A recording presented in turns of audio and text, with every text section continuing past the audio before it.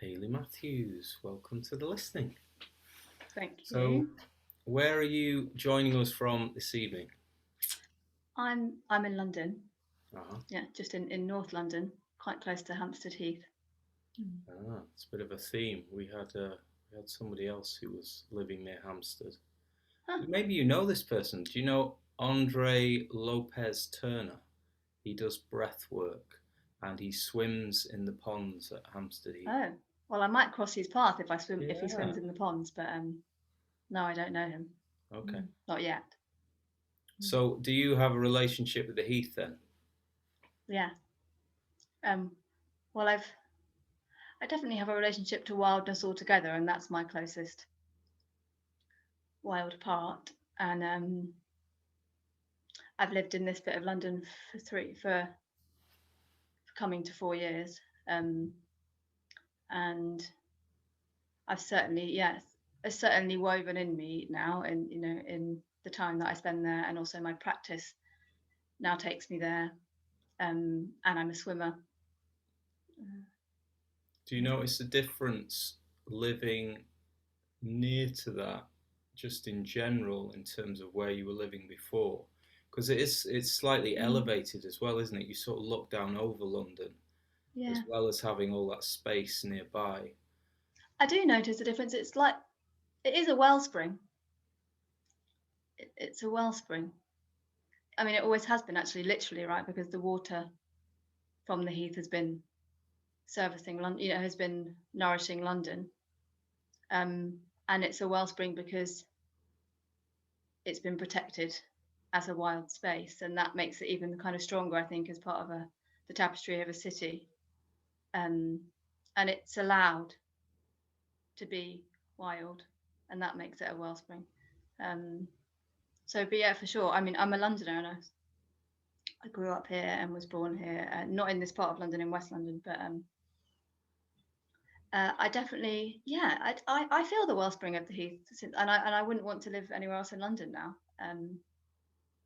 because it feels like and I don't know, it's just my perception, but it definitely feels like people around here are a bit slightly different, or oriented a bit differently, a bit more towards wellness, maybe. Okay, well, that's interesting. Mm. So it does attract those kinds of people. Um, Places often do, don't they? I mean, that's probably why a lot of places exist, because they had some sort of draw, as well as the obvious kind of resources like a river or water, well springs, whatever, like those kind of things. There's seems like there are certain places on earth where people are naturally drawn to congregate. Yeah. Well, Hampstead Heath was a when London was, I guess, medieval London. Um, the top Parliament Hill was a place where the council used to meet. That was the council circle. So they used to come way out, what would have been way out then, of the city Well, is walls. that why it's called Parliament Hill? Yeah. I didn't know that. It's Oh. then there's also ley lines through the heath. Um, but yeah, certainly that it's always been a space of congregation, and also like council, like what humans would term kind of important talking. Mm. I wonder why. I don't. Yeah, because Yeah. they felt safe because it was high up. Because we're drawn to sources of water, like and the heath is one. Um, don't know. Yeah, there's something in that, especially springs. It's this constant erupting of energy out of the earth, and it's got a kind of cleansing feeling, doesn't it? Because it's always sending water through, it's always sending that energy up and through and Yeah, down and away. So I suppose you can that's kind probably of the where the word bottle wellspring yourself. comes from, right? Like we use it as a kind of a center of nourishment in lots of ways, but it probably comes from the source of a river or a stream. Yeah, And it's the opposite of being stuck, right? Because yeah, it's flowing. It's this yeah, open yeah, flow of healthful energy. yeah. I wonder why would I mean, yeah, why? Maybe it's just a really basic health thing, but more and more I'm drawn to not like small bodies of moving water, and more I think, gosh, I'd like to live next to one, and I wonder what it is about. There's something very basic, probably draws us to that. Um, yeah. Yeah, there's a kind of right feeling. I remember as a kid always being fascinated by the tiniest little streams, or a Mm. few times quite early on I had some profound experiences in nature because my family, we lived in Manchester, but we went up to Cumbria to the Lake District. Mm. Probably, I don't know how old I was the first time, maybe sort of 6 or 7, something like that. And it completely blew me away. Mm. Well, just the landscape in general, but the streams and the rivers in particular, with the rocks and the boulders. I could have spent the entire time just messing about in the river. And Mm. they're just, as a child, I remember that just being fascinated by them, but also there was a deep sense of goodness and rightness and like feeling at home Mm. in the river. And the Mm. beauty of it, just such a beautiful thing, a river, especially a mountain river, with Yeah. all the pools and the turns and the boulders and the stones and the Yes. sound, incredible range of sounds from the tiniest little murmurs to the sort of strong thundering, Mm. when it's in spate and in the winter when you've just got this torrent Mm. flowing, incredibly powerful as well. Well, I guess oscillation is health. Mm. When a baby, and hopefully an adult, but we get a bit more stuck in different ways. Um, when a baby is happy and feels safe, it oscillates. It's in a little sort of moving. When it's worried, it goes still, Yeah, and we that's how freeze you notice a small or baby hold isn't our isn't breath. well in some way. There's trauma or there's fear in their life or something, and um and it is wellness to us to oscillate. It's the opposite of, like you said, stuckness. And I think certainly being in water that's moving oscillates us, doesn't it? And so I think an oscillation, I think, just is the feeling of health and Yeah, like well-being. I'm happy. It means I'm happy to us, I think, and because that's what we do when we are. Um, and maybe also just being near the sound of that movement also chimes for us in, like, it feels like it reminds us that we're oscillating or allows us to. And I think that is just our state of being when we're happy. Mm.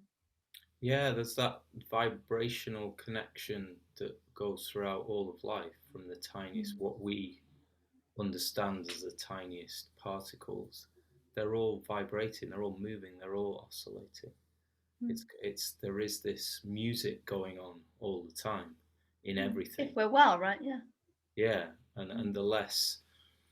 the more obstructed or stuck or blocked that is, the more unhealthy we Mm. get. Or it's same with the river, I suppose. Once Yeah. it gets blocked, it kind of stagnates, or if it gets trapped in some way, there is this thing of movement, Mm. being healthy.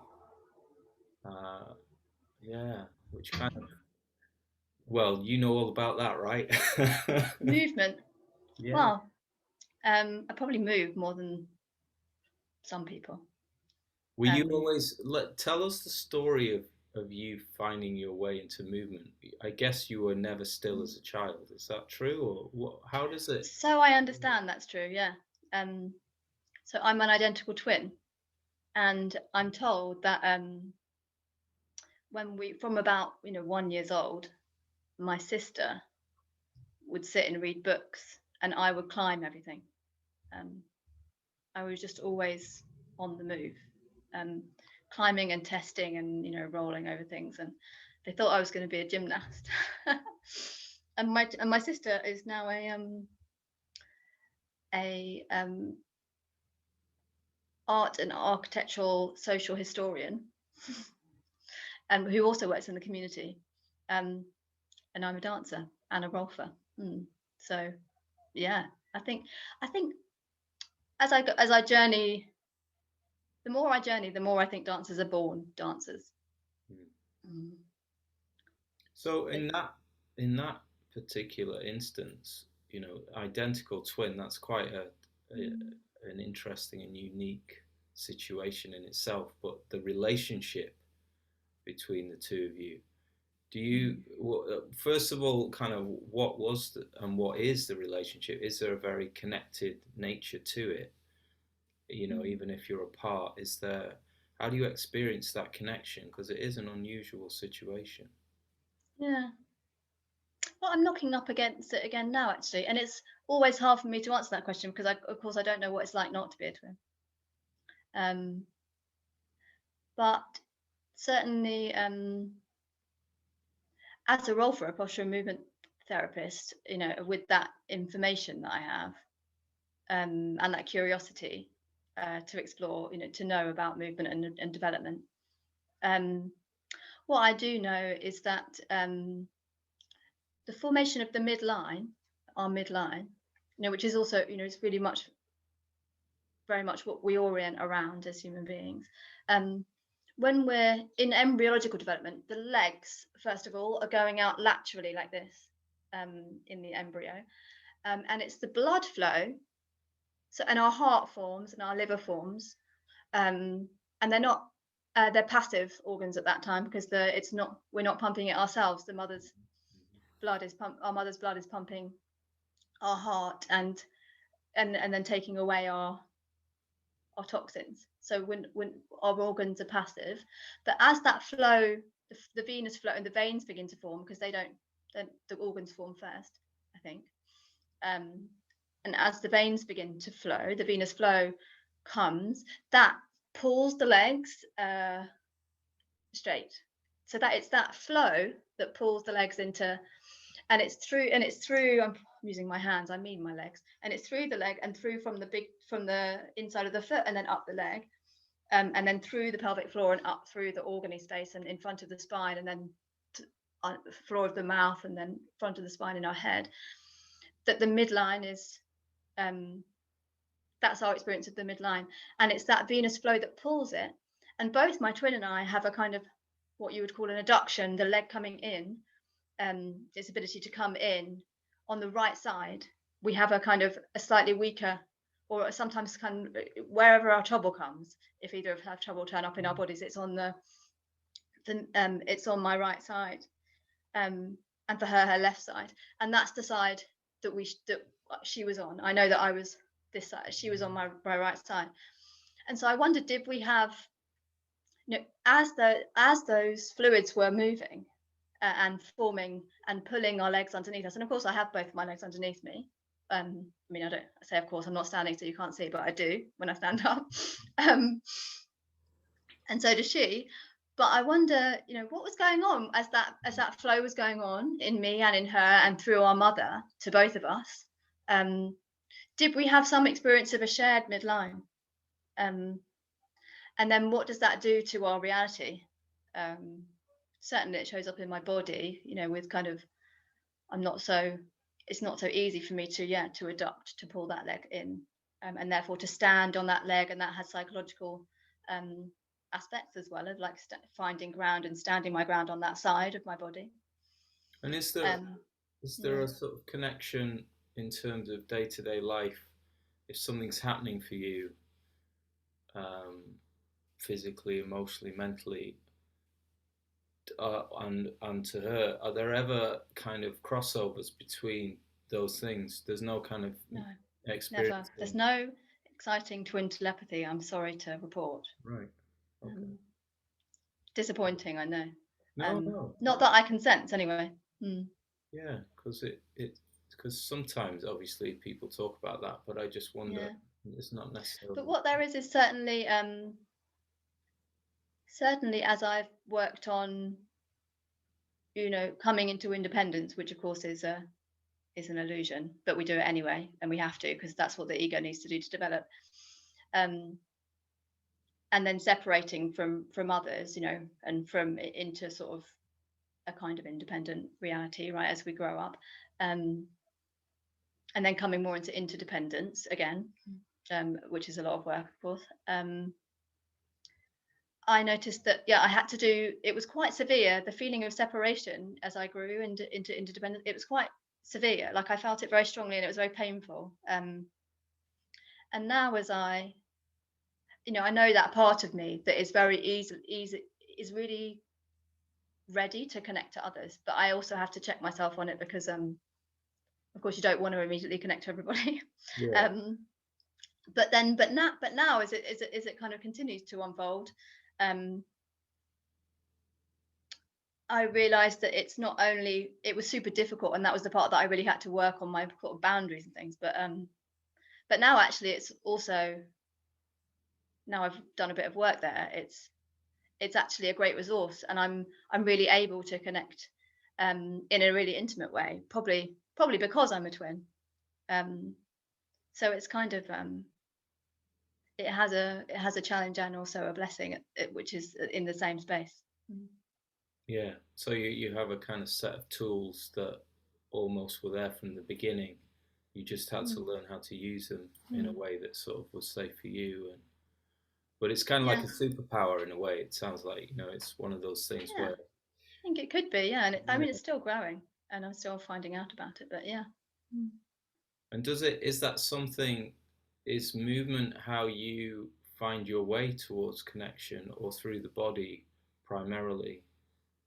How is the body and that sort of kinetic realm your base? Is that where you Yeah, kind of I mean, to I the would say movement is how I live. Like, it's how I digest everything, it's how I get to know the world, it's how I understand, it's how I connect, it's how I um, contribute to the human family. Mm, and yeah, do you find it hard to be still then? I'm a meditator, and that's very necessary. Um, no, I love being still, Right, so that's not a challenge. but stillness for me is part of movement. Right. And if I didn't have the capacity for, I mean, it's actually silence that I'm dancing from. I'm dancing from silence. And what I hope is that I'm, of course, I'm not silence itself, but I hope that I'm pointing towards it. Um, I'm not, you know, I'm not showing myself. I'm showing something through me when I'm Hmm. dancing. I feel like I haven't got children, and that's my decision not to. But I do feel like it's a kind of mothering I do when I'm dancing. It's kind of like a, look, this is this and this is that. You know, this is the way to quietness, um, or to grace, or to ease, or to this is grief. This is surrender. Um, I feel quite in that role. Um, Hmm. mm. So mothering, when you say mothering the audience or the people you're dancing with, or the world, or I how? guess the world. Right, so it's just like mothering. It's the Mm. act of mothering. Yeah, it does feel like that. I mean, I don't have, my sister's a mother, and I have a mother, and I know lots of, and I love children, and so kind of I have a, I don't have an immediate experience of it, but that's my very deep sense. Yeah, that it's an act of mothering. Mm. Is it a caring? Do you care deeply Yeah, for the world in that way? yeah. Yeah, that's interesting. Because even though I'm male, I have two girls, and half the week they live with me, half the week they live with their mother, their actual biological mother. But I totally feel like a mother, and I think as a man, I have a very mothering side to me. Sometimes it can be a pain for other people. I tend to want to kind of look after people in that way, or make sure everything's all right, or Mm. it feels like a very mothering, caring, feminine energy. So I kind of Mm. relate to that. And you take that as well in the, well, from what I perceive of your work in the forest, you kind of take a caring aspect there as well, right? A kind of Yeah. caretaker. I also call myself a caretaker. For So I initiated a network of women dancing in the wild, and I call myself not director, but initiator and caretaker. Mm. I think caretaker is a very nice role. It's not stewardship. It's not director. It's not executive. It's different. Yeah, it's got a bit more humility about it, I guess. Um, Yeah. yeah, it's a very with the land. I wonder how you experience that, but it's a very kind of reciprocal, obviously, mothering that goes on because the land is so overwhelmingly mother in it kind of like is the archetypal mother, isn't it, and the actual mother of all life. So it it's an interesting situation to be loving it and caring for it in that same or similar way. It's almost like that's the language of nature. Um, Love, I guess, is the language of nature. So, and love, well, the love is probably the language of everything, but fundamentally, but yeah, I feel like there is there are so many kind of aspects to the living landscape that do have that energy in them. Not all of it. I mean, there is the very kind of masculine energy too, but I do feel, perhaps in the same way that more ancient um, people did or traditions did, that the sun is somehow the masculine. It's kind of like the energy, the agency that kind of impregnates the earth and creates life energetically. Well, that threads through our, as far as I understand, our imagery through history and mythology, right? Nature is pretty much always feminine. The trees, the animals, the earth, and sun has been masculine. Mm. The heat, the blaze, the Yeah, the brightness. I mean, the kind of the visible, brightness. the brightness, and the shadow, and the kind of hidden being the more feminine. This the kind of yin yang idea. It, yeah, it definitely those things all cross over. So, so your movement and your dancing obviously was in you from the beginning. Was that was the relationship with the land and nature a part of it from the very beginning too, or was that something that kind of you found along the way? And what Well, was although I'm a Londoner, my family were very connected to nature. So I grew up, all of particularly my dad's side, and I grew up with my paternal grandmother. And although we lived in London, we were always walking in wild places in London, and also we'd go out of London. And they were big wild swimmers on that side. And my mum also, came along with all of that kind of connection to outdoors. I was always wanting to be outdoors. I remember when I shared a room with my sister the whole time, actually, until I left home. And my bed was next to the window. And I would often have the window open and want to sleep under the curtain, like so. The curtain would draw just right by my bed, and I'd slip under it and put my pillow next to the window, so I could feel the breeze and hear the birds. And I'd often play my flute sort of out the window. I wanted something about like the connection between the breath in me and the breath outside. And I'd climb out of my window, which I wasn't really allowed to do. So I hope that my parents don't watch this because they're still around. Although maybe they'll forgive me. Now some time has passed. I used to climb out of the window and go and sit on the extension roof, even though I wasn't allowed. And I used to, we had an apple tree at the bottom of the garden in Ealing, in our suburban home. And I used to climb it and just stay up there for ages. So it's always been there, but it hasn't always been in my work as a dancer. That's been kind of, maybe I know it, and so it's easy and it's accessible for me to kind of go there, but it's kind of more out of necessity.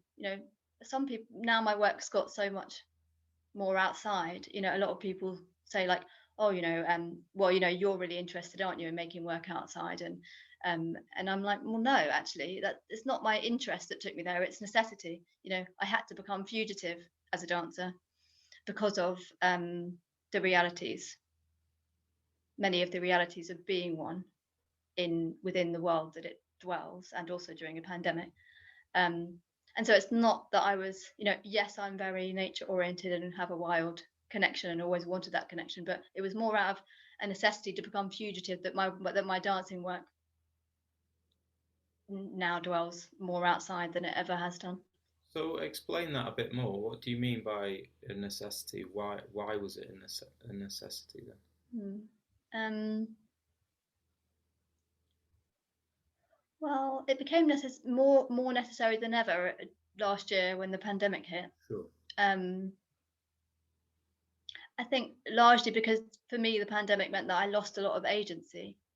Of course, we all had to be more still and at home and indoors, and that was a challenge for all of us. But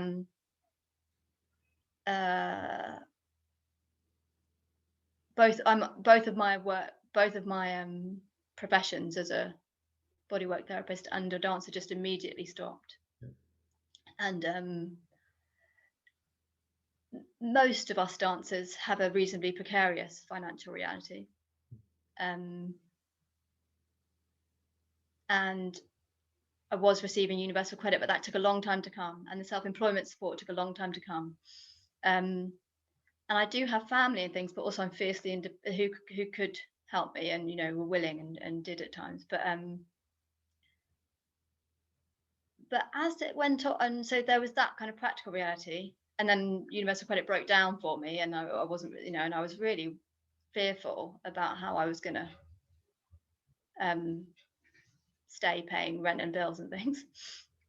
And it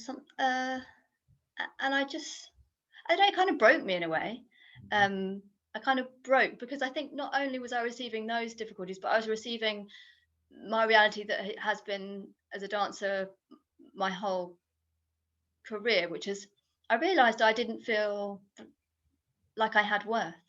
I didn't feel that the human family and its systems that it set up for dance valued me despite my value. That I know innately and intuitively that the value that dancers give to society is huge, but generally, as a human family, we don't put it in a great sense of value and worth. And I realized, having slowed down and stopped, and then feeling all of even the things that were precariously holding me falling away, I realized that it really affected me. That feeling of knowing my worth, but not having it kind of ever reflected at me systemically. But then also, I think, by audiences, because dancing in a theatre with people sitting in a chair, they're told where to sit. This particular one with that number, they have to stay there. They applaud at the end. They drink a glass of wine. They leave. It's not very intimate. It's not very human. They don't know the dancer's life, and it's more like a presenting than it is a connecting. And so I realized I had to take the crystals of my worth and run to the woods because that's the only place I felt I would be safe with those crystals. And I knew they were crystals. And I knew the potential of them, not just in me, but in all dancers. And so I just had this kind of very visceral need to just take them and run for the woods. Wow, there's so much in what you just said. I think this is such a common experience amongst creators, artists of all kinds in this culture at this time. It it seems almost hostile, this culture, to the arts in a way. And I think it's maybe a symptom of its own death. That's what I see, is that the closer it gets to dying completely, the more hostile it gets. And it really doesn't value those kinds of, especially those kinds of arts that are not so easy to directly consume or monetize, or I've written poetry all my adult life, and that's also one of those places that's highly undervalued. um, Mm. but there's this incredible thing. I love that expression, the crystals of your worth. Was that what you said? The crystals of your worth. What a beautiful expression. um, there is this, even in that dire situation when your very livelihood is threatened, and it was already a precarious situation, Mm. as you quite clearly described, because everyone who's a creator to some extent, unless they are, in that small group of people who are well known or are selling something that's very commercial, is constantly living in that precarious place. But then when something like a lockdown happens, Mm. you're just dropped and there's no floor. And there was those god awful adverts, weren't there, about like dancers retraining as IT operatives. Yeah, For yeah. The fuck's whole sake, dance sector was very, very, what? very, very pissed off about those. I don't want to live in a world where that happens. That Yeah. that really was a kind of the most sort of apocalyptic vision that you could present to me. But there's something tremendously inspiring, is what I'm trying to get to, Mm. in this knowing, this deep knowing in the Mm. worth of these things. Like, I know for sure that I will always write poetry no matter Mm. what. And it doesn't matter that I'm never going to get any money from it.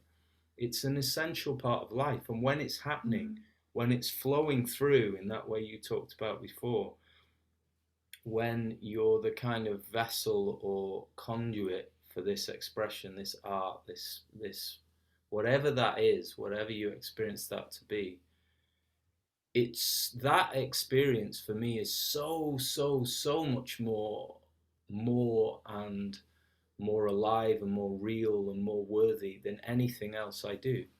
Mm. In those moments when I'm in pure creation or I'm experiencing something being created through me, everything else just fades in comparison. And Mm. I know absolutely in those moments that this is somehow the essential nature of reality or life, and that our journey and job as humans is to access that as much as we can and Mm. transmit it, because it's inevitable. If you're accessing that place, you are broadcasting it as well. And it's somehow, in the same way as the kind of wellspring idea, it's creating the water of life or something, or the water of spirit, or whatever it is that feeds the souls of all life. There's something like that going on, and it so obviously is true and right and good and worthy, Mm. and only goes to highlight how broken and misguided and Yeah. doomed our culture is, that it Yeah. doesn't place that highly. you know. And it doesn't, in the same way that it doesn't place highly being a mother, say, which is one of the probably the most important role there is in a healthy community, is the Yeah. care and well-being of children, and that means the society should be caring for the well-being of mothers, well, especially in the very beginning. And we don't do that either. We No. isolate them, and And if we did, I mean, those times between you know, carrying and giving birth and just after, if we could look after those times, yeah. you know, as not just for the mother but also for the whole family, Mm. um, better. Yeah, I think we'd be a lot better off, because I mean, yeah, there's so much that it's a crystal, isn't it? A crystal is being born, and you want to cherish it, and there's so much there's not a lot of ability, well, there's not our greatest ability to cherish it um in many of our contexts, but if we could, I think we'd be a lot better off. But in a way, I'm also glad of the experience of the pandemic, and uh to offer me a chance to value my own crystals that I hold, Mm. um and to remember, to put the pieces back together of my gift and go, wait a minute. I was doing all those million things because I kind of just was taught that was what I should be doing. You know, I should be making making audition tapes and sending them, and going to auditions and dancing for other people for not too much money. And actually, I was like, no, no, I shouldn't. You know, writing funding applications, learning how to pitch my work. I mean, come on.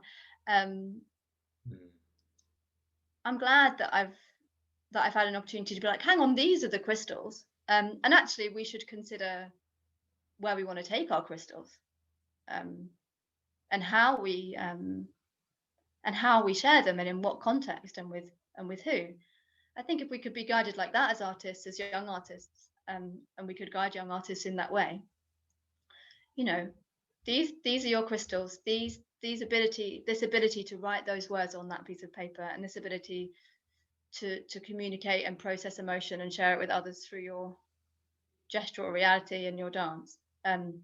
These are your crystals. And yeah, you have to live in the world, and we have to pay rent, and we have to eat, and you have to look after that. You know, look up, take care of that, but then hold your crystals, precious as they are, like as precious things, and decide where you would like, where you like to take them, and where you feel safe to share them. I'm pretty sure if you did coach young dancers like that, they wouldn't say at the Royal Opera House. And as much as I love the Royal Opera House, I do. But there's something about taking care of, and it's the same as when a baby's born, taking care of the crystals and taking care of that nervous system, and its beautiful way of, you know, beginning to spiral and come as we grow at 4, and then again at 16, and then throughout our whole lives as we spiral into contralaterality and the potential for this opening and expression and full life. We have to take care of that spiraling and potential opening of a nervous system, because then we're all well. Absolutely. If only we could At the nurture, heart, though, that you know, that notion of having crystals that begin to just be offered. yeah, I mean, it should really be at the heart of any healthy culture, right? That should be, though, that growing humans into to their fullness should be the main job of any culture. Yeah. The benefit of that is immense. Yeah. What I mean, what if that was the focus of our education systems? Yeah, of everything, of everything. Yeah. Imagine if Yeah. Of everything. Of everything. corporations were repurposed to try and do that, and that was their bottom line, and their only purpose was to kind of take care of humans, to make them fully realize themselves and Yeah. therefore contribute their Exactly. own special And I gift. think those of us that realise that truth of that, we have to do it. We have to go, okay, so maybe we should, you know, we could just sit and complain about it, right? That it's not happening. But once we've realised, we probably should go and do it. Absolutely. There's Go and, something in that, the sort of fire we've been through, and as the culture is burning, that initiatory fire that, especially in the last year and a half, lots of people have been through that of all kinds. And it really does focus, well, what really matters, and who am I, and what have I got, and what am I going to do with my time? I don't want to work for the death machine. I want to do what I do. I want to be me as well as I can be. So, how am I going to do it? I mean, I've been asking exactly the same question. I've gone through a massive crisis of like, what is it I'm doing? I've only got a certain amount of time left. I really have to do it now. I can't wait any longer. I can't put I it think off. it's a strong impetus in everybody. Maybe it gets clouded, Yeah. but I think, that is our main, and that's why people get a lot of, some people get very anxious around it, because they do feel this strong call to become themselves and to play their part. And yeah, if we could support ourselves and each other to do that, which I do, I hope, in my life, as a therapist and as a dancer, and as someone who holds space for other dancers and other, visions of dancing. Yeah, I hope I do that. Yeah, I feel like there's a very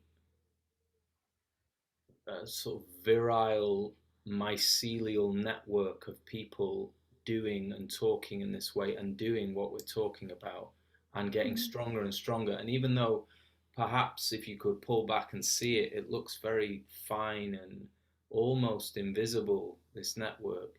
It's so strong and it's Mm. so resilient and life giving that all the great big dying institutions that tower above it are far, far weaker. And it's getting stronger by the day. I really feel that. I do feel like Mm. there is this incredible push from the earth through people and many other forms of life that maybe we're not that conscious of, like viruses, bacteria, Yeah. fungi, this whole network of life that is actually there, that we're an inseparable part of. Yeah. And I Has, think it's the artist that you're talking about, right? I think maybe because we had this opportunity to, some of us be supported by universal credit, and certainly if not, and we had enough already, then slow down. Um, and we don't stop practicing. We don't button the hatches and think how we're going to make, how we're going to get through, how we're going to get through this, how we're going to protect the business. We get on with our practice. hmm, And I think because we've been unable to do that while we'd not been touring, tearing around, touring and writing funding applications, and because they stopped, we couldn't write them, even if we wanted to. Hallelujah. Um, I think it's the artists that have, they've been bobbing along, because we're used to being in process and finding creative ways through. And I think this mycelial are the artists that have somehow, clawed our way along the ground um, in the pandemic, because something drives us, something. And also we've got those skills to be, resilient is such a popular word now in business, isn't it? But we've got true resilience and an ability just to, to orient and look around. And also the people who work in health, not in health in a kind of necessarily a clinical sense, but more of a the homeopaths and the rolfers and the osteopaths. They've been chugging along, holding the crystals, because they always have been. And it's like everything is flooded. There's been a flood in a way. There's been this flood of virus and everyone's buttoned down their hatches. But those of us who are holding crystals already would have just carried on. And so, and in some way, they're kind of bobbing to the surface. I have a feeling like that. I ran this event at Right in Fringe this year called After the Flood. And there was a poem that kind of introduced it, and I can't remember the whole thing, but it's like, after the flood, we hold the crystals that come from the mud. And I have this feeling in the same way, like you see it as a mycelial thing, but it's like we were holding them, and somehow there's a like rising, not a like egotistical rising, but a like somehow like we've risen to the surface because other things have been stripped and buttoned down. Um, like the essential nature of things has been stripped back, and these are the things that shine through, that are eternal yeah. and always there. And I almost sense that the artist in everyone has been woken Mm. up to some degree, and Mm. maybe that was a shock and created all kinds of crisis. But some people have kind of ran with it and almost like Yeah. discovered, oh, I do this as well. Yeah, You know, but they've been furloughed, and I mean, not the ones I yeah, think that have had the yeah, directors of companies that have had to button down and and carry on somehow, but definitely those people who were furloughed or had more space and time, they found their baking or their yeah. knitting or their crafting or their connection to nature, for sure, right? Yeah, everyone. They're sitting on the water. Lots of people have got paddle boards. They found their sailors and their Mm. um, which in a way is an art, isn't it? Sailing. Mm. Yeah, I mean, yeah, talk about dance and movement. Sailing is a dance with the wind. It's incredible, Yeah. especially on Yeah. in the dinghy on a small scale. It's such a dance, it really is, Mm. and it has that beauty. All those shapes of even the actual structural shapes of the boats, or the shape of the sails, or the movements they make, or Mm. the shape of the water. Yeah, it is a very creative thing. And you're right there. You're in total connection with the moment. You're reading the moment Yeah. all the time. You have to be to Mm. stay on it. Like any of those things, like surfing, or you're right in the moment. So it's bringing people to the moment and to connection through their body with what is around them. And Mm. that's a great thing. Anything that does that, I think, is, for me, that's a really key part, is this grounding, is this coming back home to the body and through the body to the land, which I always call the greater body, because, you know, we are inseparable, and it is, that's how you access it, through your senses. Yeah, and through your heart, but maybe that's where you kind of Yeah. marry the two, the sort of soul and the sort of physical. Yeah. But And if we could begin to, you know, as a human family, to orient our economies around sharing our gifts, wouldn't that be a wonderful thing? mm, And I yeah, think a possible thing. absolutely. Mm. There's so much possibility right now. There's so much opportunity, and hopefully increasingly greater evidence that this way of life is completely doomed and toxic and will kill us all if we don't stop it and do something different. Mm. And in that process, all the things that really are good and good things to do and ways to be, I think, are, in the contrast of that, are becoming more visible.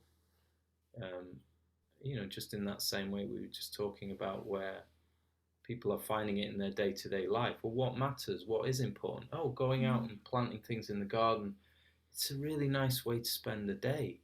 And I Yeah. feel great, and it's healthy, and I'm outside in the sunshine and the fresh air, and I'm having a connection, watching things grow. I'm in my body more, maybe Yeah. not Well, stressed. there's a chapter in the Tao Te Ching, isn't there, that says I don't know if have you read the Tao Te Ching? It's a Yeah, beautiful quite book a to while read if you ago, haven't. but yeah, it's good to dip into now and again. Yeah. Some, There's a chapter that says when people are happy, they don't need to travel to the next country, even if they can see. I'm paraphrasing. Even if they can see the neighbouring place, they have no desire to go. They have their work and they have their own garden and they're happy. But the garden is important. You know, they garden and they keep their allotment and they have no desire to go on, you know, quests. yeah, feeling no desire to fill the hole that can't be filled. Mm. Yeah, yeah. Mm. So talk a little bit more. We've got a little bit more time now.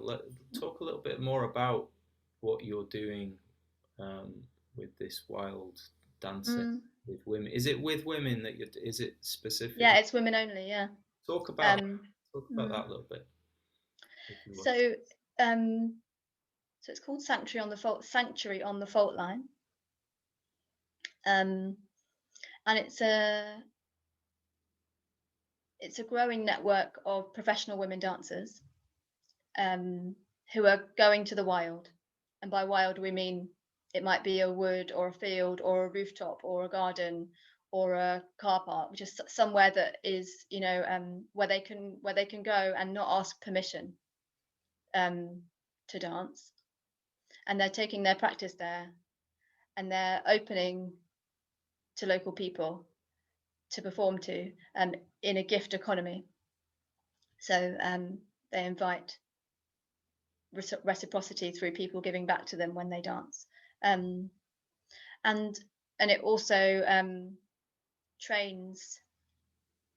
We have events and trainings for dancers and also for the public that shares our practice and our work. And when it's for dancers, with the training aspects are more about reconnecting and rewilding women dancers back to what I call the more feminine aspects of dance performance practice, which to me are presence, sensitivity, a capacity and space for emotion, the avenues in our body through which to express emotion, um, silence.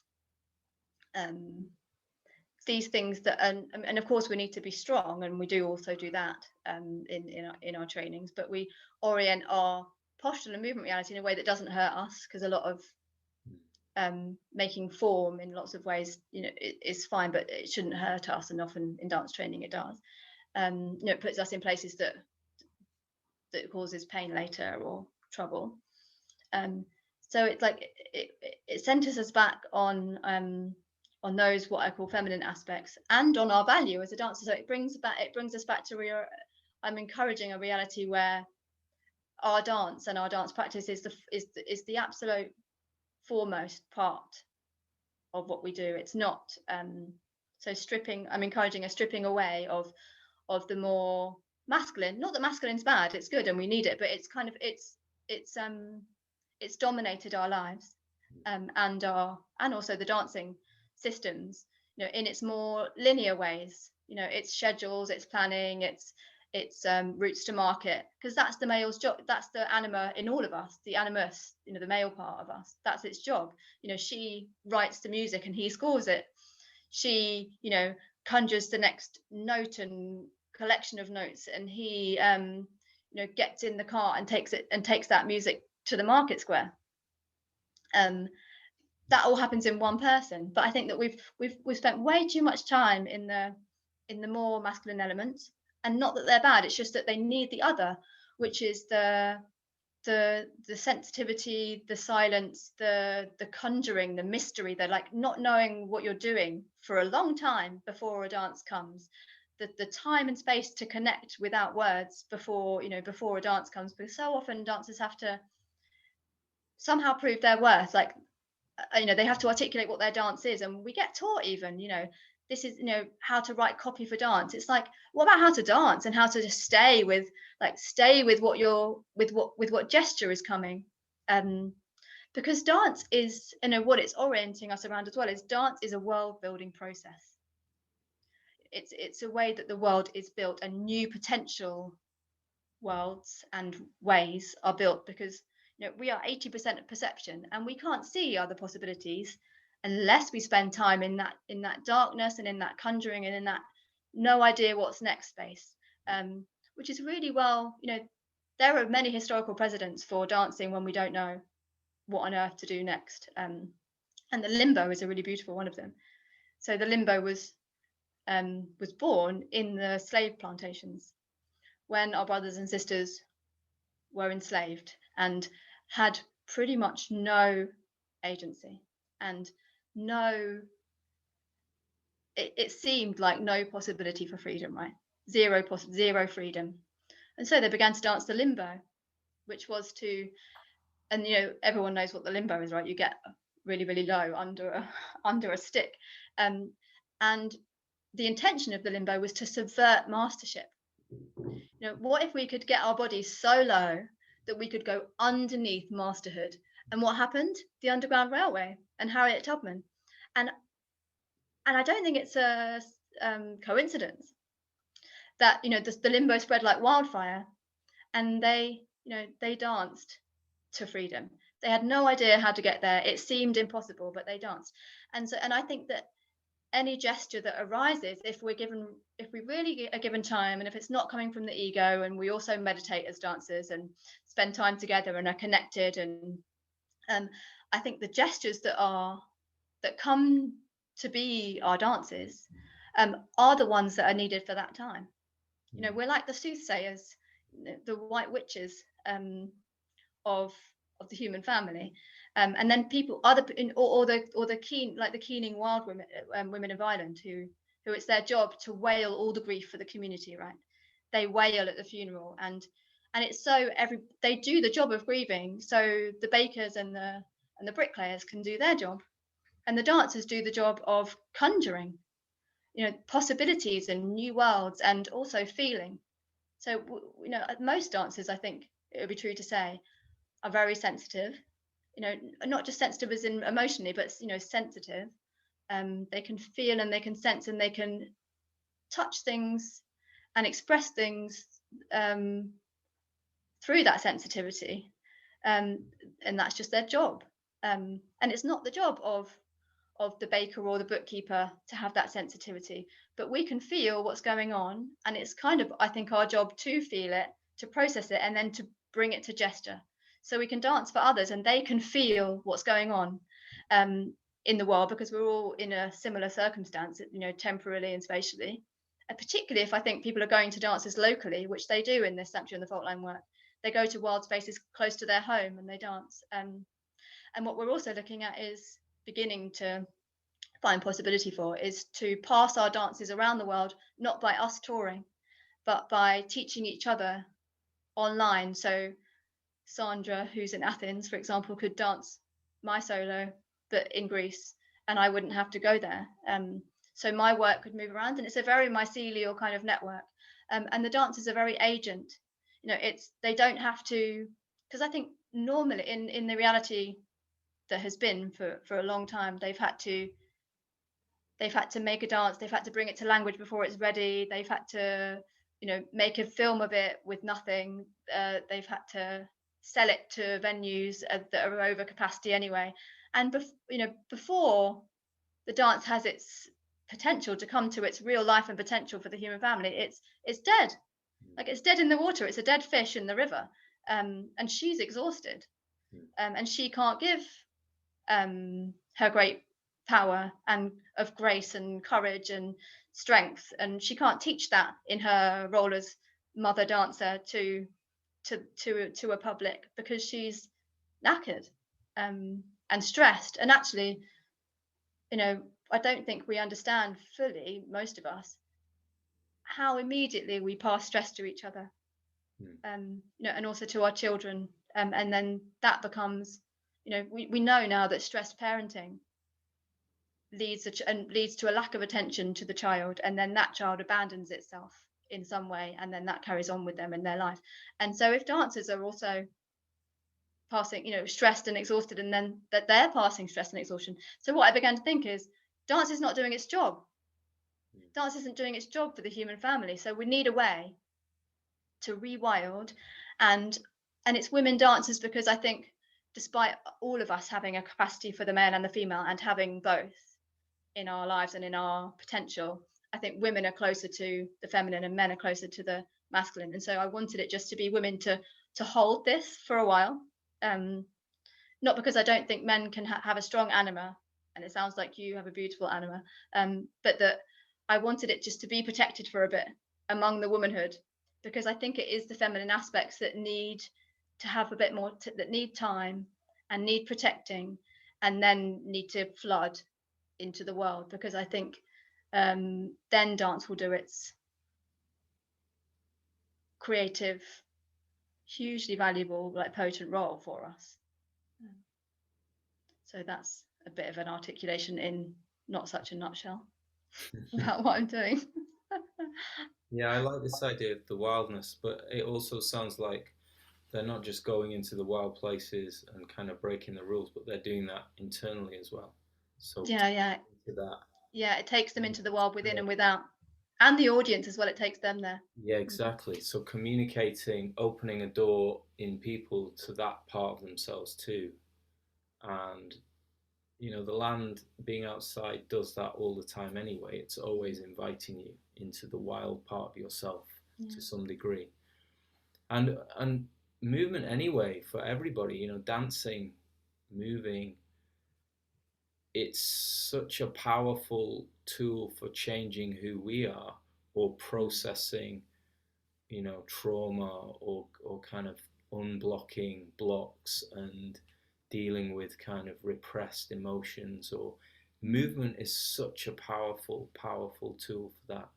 It is the opposite. It's the opposite of trauma. When we have a trauma, Yeah. we have an impact, either physical or emotional, and something gets still in us, right? Not just still in a silent way, but still in a stuck, tied out kind of way. Yeah. And then the only reason that it stays and it doesn't, and then it causes us physical or psychological or emotional trouble, or all three, is because it doesn't have there's something we didn't do in that moment because we got scared, and then we didn't flap and peck like birds do when they hit something and then recover. Something, a call for help or an escape, or a fight didn't happen. And so then, to recover from trauma, that missing gesture has to come to embodied reality. It has to come, and so movement is that gesture in movement is the recovery of a trauma. Yeah, absolutely. You see it. I mean, something I noticed very early on when I had a dog for the first time was that dogs immediately, they sort of shake whenever there's a stressful situation, and they're just getting rid of it. It's like, whoa, Mm. get that out of my body, Yeah. and they're dealing with it immediately. Yes. It's And that's what incredible. we don't do because we live in a social world, and it's not, Yeah. you know, it's not really available to us in our social reality. And we could change that, but I think that's going to take a long time, and maybe it will never change. So yeah, we end up with having to And process. I might start doing what I used to call it the dog reset. I might start doing that in public. Just when something Do happens it. or somebody says something, just do a shake. You're like, Do it. Yeah. Bring it back. yeah, yeah, yeah. Maybe that's the thing. That is the I thing. think it's a thing, and you should do the thing. And I should sound also as do the thing. well, expressing it verbally and yeah. Yeah. Mm.